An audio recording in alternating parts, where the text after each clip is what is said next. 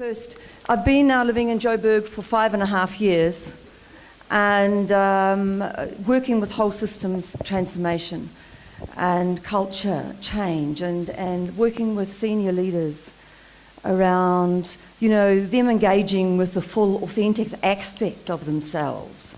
And what I do now is really what we pioneered at ANZ in 2000 and going forward.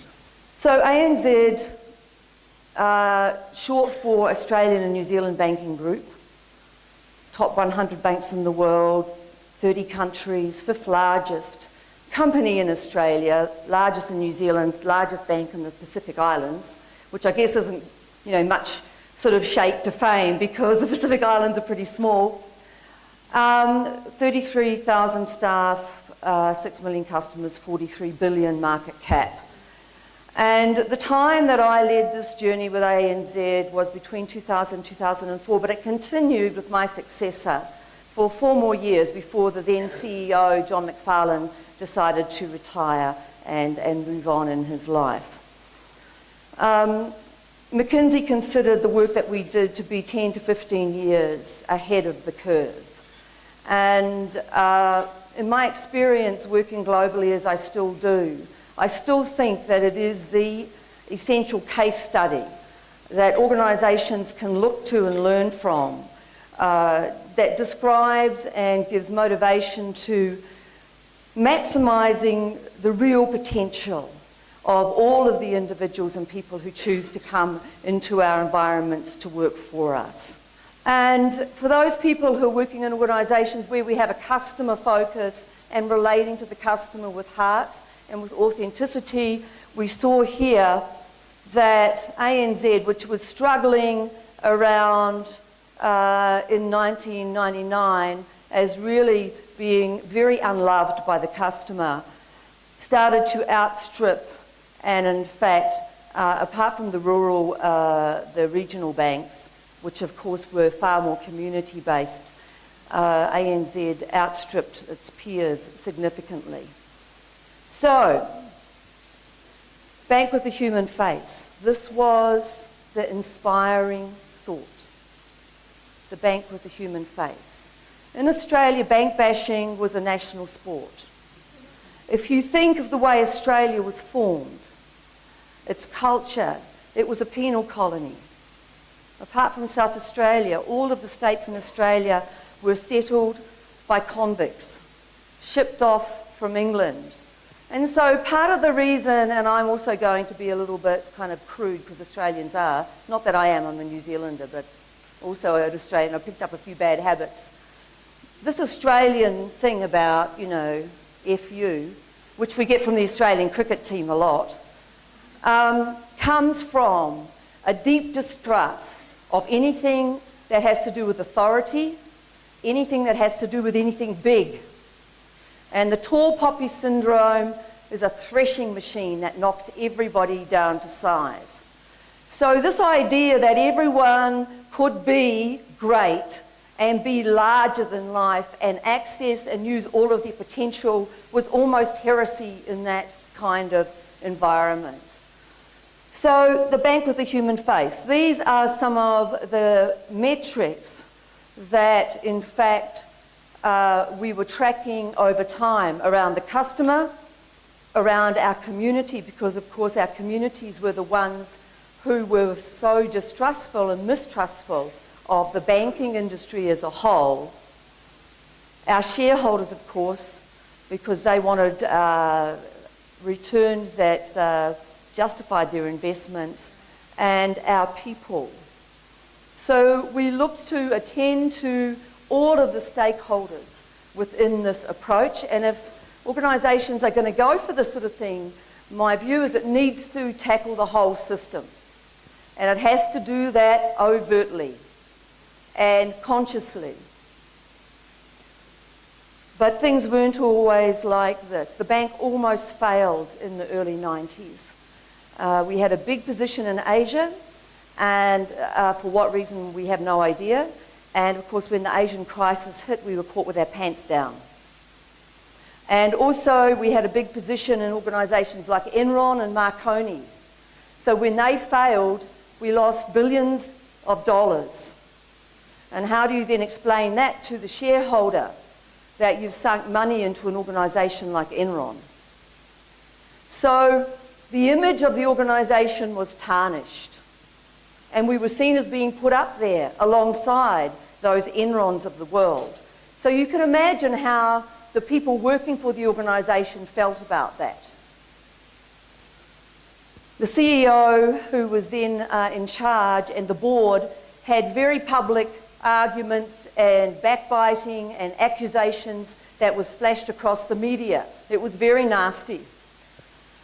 Bank bashing, as I said, a national sport. The Bankers Association paid 2 radio talk show hosts in Sydney over $1 million to say nice things about banks. And they got found out. And in the mind of the Australian public, the image of bankers went below used car salespeople and politicians, which was pretty low in terms of on the trust-onometer.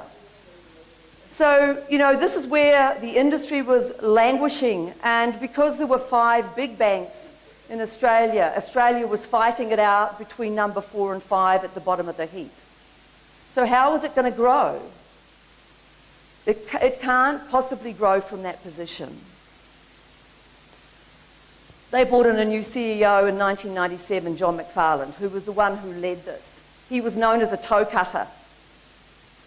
He had a CBE from the Queen in the UK. He was a Scot. He was very canny with money, as they are. But he came in and he slashed the people from 45,000 to 31,000 in 3 years. He sold off businesses. He cut almost to the bone. And the organisation in 2000 posted record profits. We were the darling of the markets. But if you disaggregated the balance sheet, what you saw was not so pretty. You saw, in fact, that the profitability was coming from a declining cost base rather than a growth in revenue. And he was also canny enough to recognise that this couldn't go on forever. And not all organisations actually realise this. They become addicted to cutting the costs. And so they end up cutting their heart out as part of that process. So there was this realisation that we had to do more than perform for the markets. We had to grow. And how were we going to grow when our people were beaten into the earth and were suffering this kind of survivor mentality, which is, you know, can destroy the heart and the fabric of an organisation. It's not necessarily the people who leave. You know, they go on to their new lives and they may or may not forgive, but they leave it behind and they get on with it. But the people who survive are always in fear that, am I next? So we needed to develop a different culture, a culture that was actually a 180-degree turn from what had been created through those years, where the self-esteem of the people in the organisation was at rock bottom. So we started on this cultural transformation, looking at transformation with a big T, which was about realising and engaging the hearts and minds of everybody. So this is where we were. We were actually a mature bank, a mature organisation. And in fact, what often happens, and if you look at the FTSE or the Dow Jones or whatever, the number of companies that were around 30 years ago are not around today. And it's not just because they have failed, a la Lehman Brothers. What's happened is they've been gobbled up because they haven't kept their eye on the ball and they haven't consciously renewed themselves. BlackBerry, who's got Blackberries in the room, right? Of course, they got into the situation where they felt that this is the be-all and end-all. There can be nothing that can beat the BlackBerry until the iPhone. So in our case, there were in fact a bunch of indirect drivers that were operating in the environment. So whenever we go into this thing, we need to look at the environment that we're in, the things that are out of our control as an organisation. And there were also some direct drivers. War for talent, we know about this. We know about it in South Africa. It's alive and well. The globalisation of capital markets. Someone sitting in New York can put a sell order on your stock and people will sell. You've got no control over that. You know, we all know about Twitter, Facebook. We know when BP polluted the Mexican waters that the CEO went out on a fancy yacht. And I was following on Twitter. I knew he wouldn't survive. See, everything is transparent. You can no longer hide. No one can hide anymore. And sometimes it's even just innuendo. It doesn't even necessarily need to be true.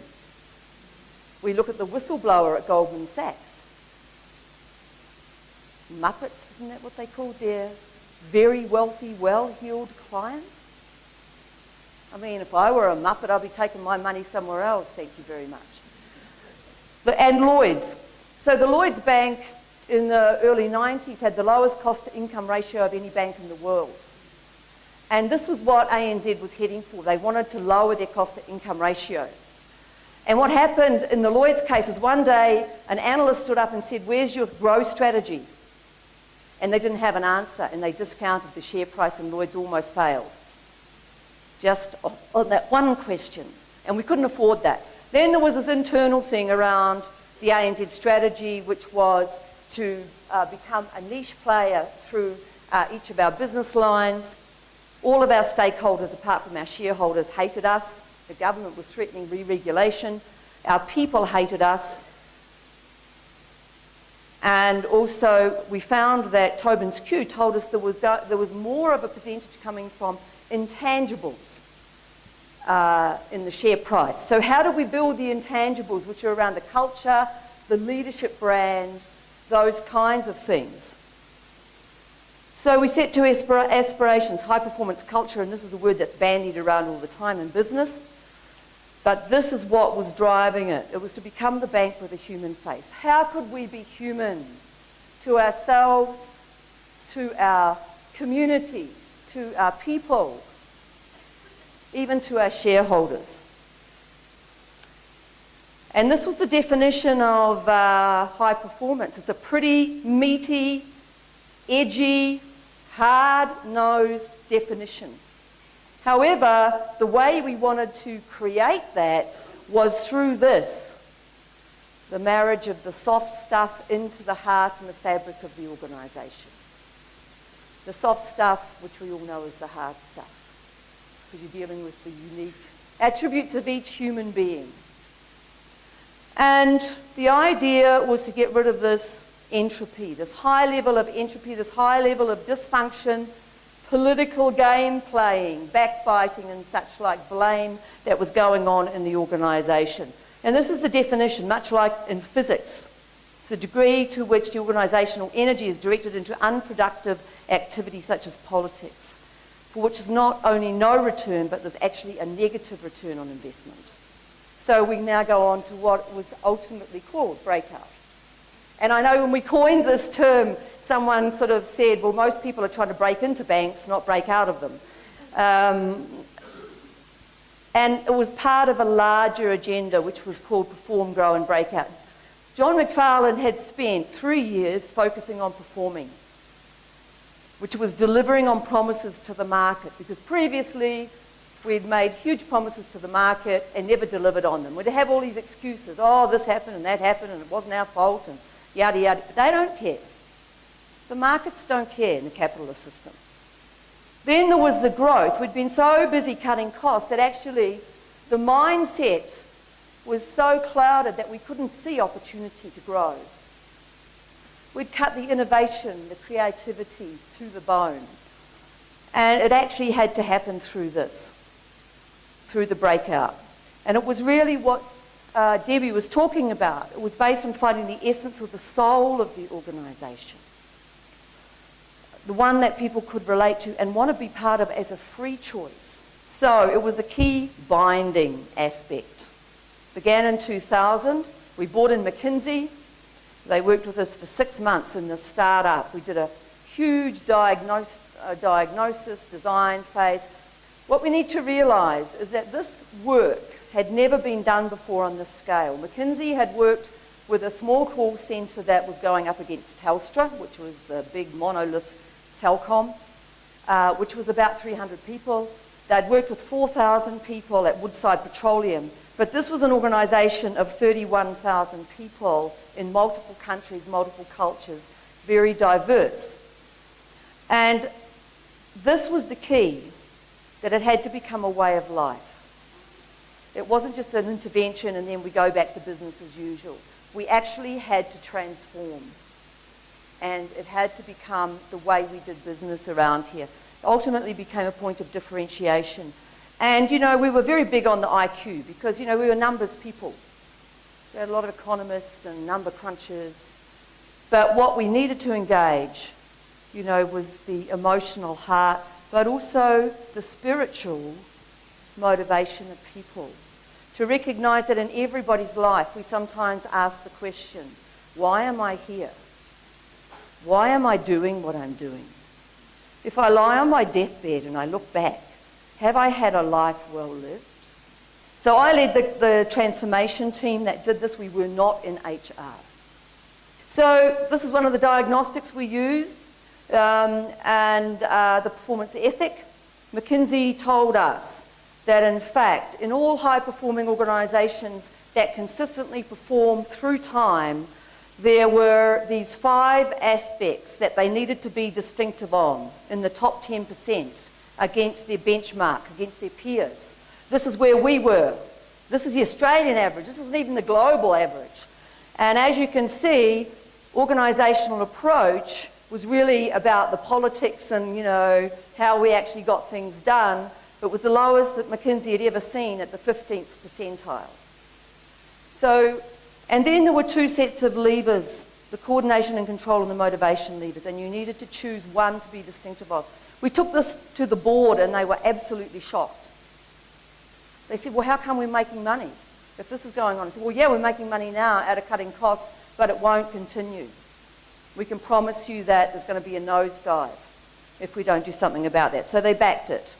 The second diagnostic, and some of you may know it, we used the Barrett 7 levels of organisational consciousness and surveyed the organisation around the current values in the organisation.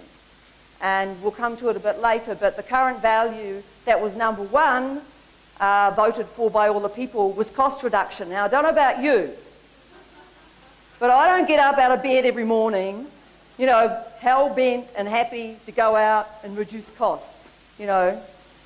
But that's what people were being served up. I mean, the CFOs love to do that. But, you know, real people who are in a service industry, it's not what makes their heart beat faster. We also use this model, the influence model, as our design. So this is the whole systems that we had to actually work with to ensure that nothing was left undone. So starting with understanding and conviction, the compelling aspiration, the bank with the human face. It really spoke to the people. Allowing ourselves to bring ourselves to work. How do we see our role in terms of accessing our humanity? The role modelling from the leaders, walking the talk, being congruent, being called on their behaviour and exited, in fact, which happened if they did not get on the bus. Then this whole thing about upskilling, because of course a lot of people didn't actually have the skills to do this. And finally, the non-sexy stuff, redesigning the processes, the systems, in order to support the transformation.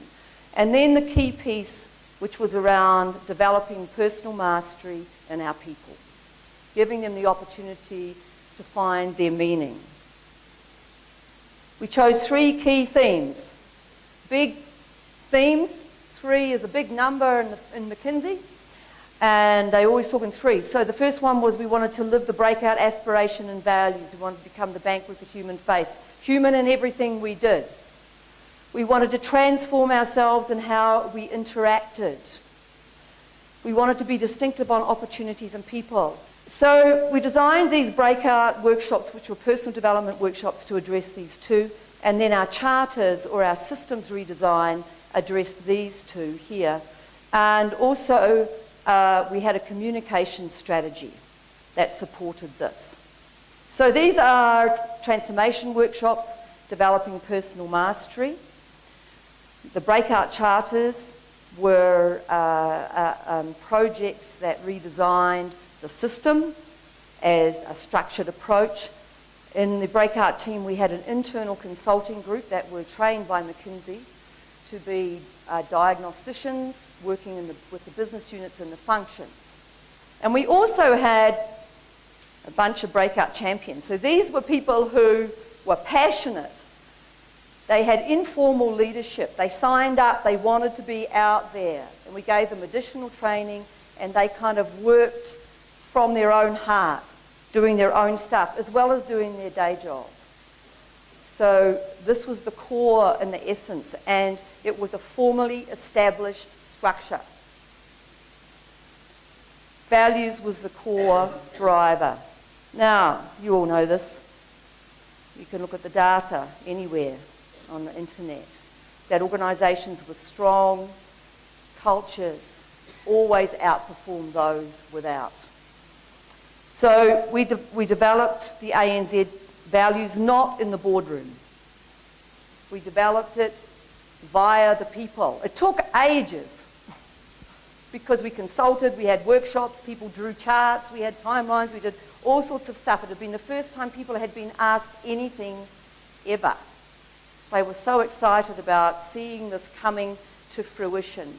And because the CEO had his own website, he would post bits and pieces and progress and things, and when people came in of a Monday morning, on their screen, on their computers, would come up John's homepage. And he would talk about what happened on the weekend, or what happened with talking to the analysts last week, or he would post stories that people told him, or he would track how we're going with developing the values, and this is the conversations we're having. So people felt involved with the whole thing. Okay, so these are the values. So everybody got a key card that was attached to their security card. On one side was this, aspiration, bank with a human face. 5 values, one for each of our major stakeholders, and a value describing the kind of culture we wanted to develop. Being bold as a bank was something that, you know, really had never been heard of, and also being different. On the back of the card were these words. This was the level 1 through 3 in the Barrett. This was the breakout. This was the level 4 through 7. So these were pieces of language that we adopted to help support us bring this and live this in the organisation. So in the discussions that we had and the decisions that we made, we would have in meetings our key cards, genuinely. And we would ask ourselves the question, things like, you know, is this stretching enough?